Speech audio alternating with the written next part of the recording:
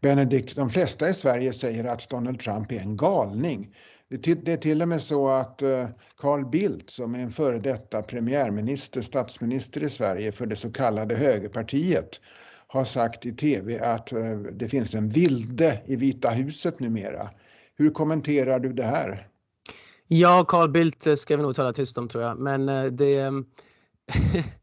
nej, det går lite tillbaka till en av de punkterna som vi pratade om just i början. Det här med att man inte förstår det praktiska. När han säger att Trump är en vilde, vad han inte förstår är just att om man har stora ansvar, om man bär på stora riktiga ansvar på sina axlar och inte bara argumenterar om hur hög skatten ska vara, och om man inte bara argumenterar om pensionärsfonder och så vidare, utan om man verkligen argumenterar, om man verkligen bär ansvar för krig och fred, om man bär ansvar för geopolitiska situationer, för historien, då är det faktiskt inte så dåligt att vara lite vild sådär. Jag menar vild naturligtvis i en viss bemärkelse. Jag menar att vara aggressiv.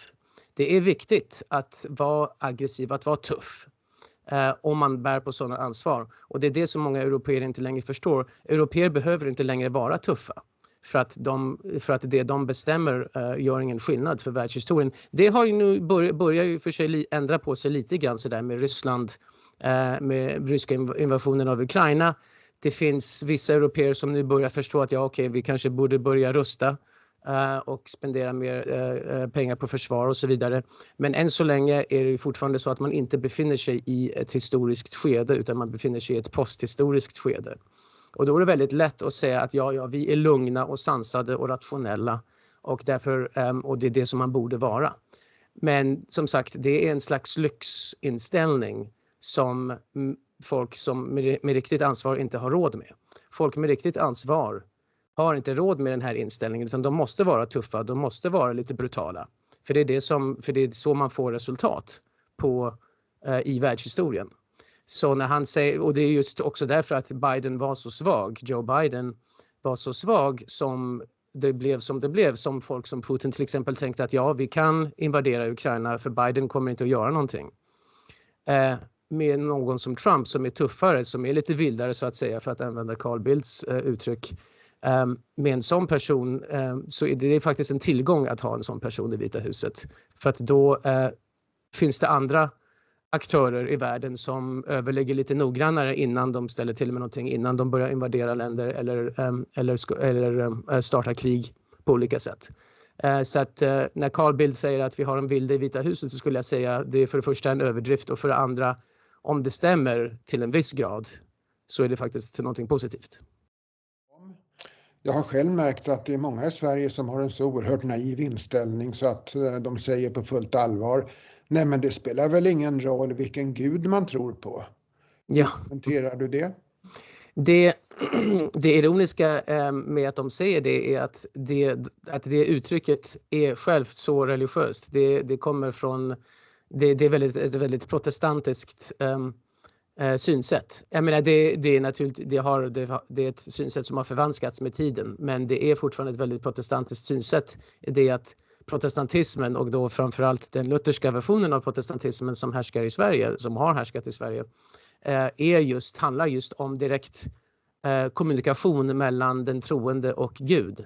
Att om det bara är det som religionen går ut på, eller om det är det som huvudsakligen religion går ut på är att man kommunicerar med sin egen Gud, då finns det ju inget problem med att jag kommunicerar med min Gud på mitt sätt och så har jag en muslim här bredvid mig som kommunicerar till sin Gud på sitt sätt.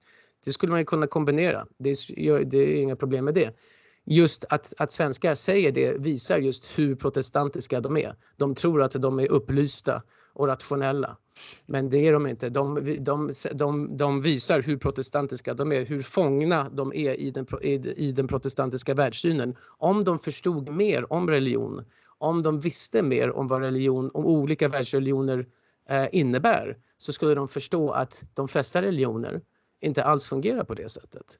De skulle veta att många religioner är mycket mer politiska i sitt synsätt, och framförallt islamen är ytterst politiskt i sitt synsätt. När vi pratar om religion och politik så är det två olika begrepp i vårt språk. Men det är inte det i den islamska kulturen. Det finns naturligtvis teologiska aspekter och politiska aspekter även inom islam. Men islamen i sin helhet anser politik och religion vara en del av två delar av samma helhet. Just det att man skiljer på politik och religion, just det är protestantiskt. Så de svenskar som säger det visar bara hur outbildade de är å ena sidan, och å andra sidan visar hur faktiskt protestantiska de är och inte alls upplysta och inte alls rationella, utan bara fångna som sagt i den här lutherska världssynen. Mycket intressant kommentar. Ja, tack. Gläder mig.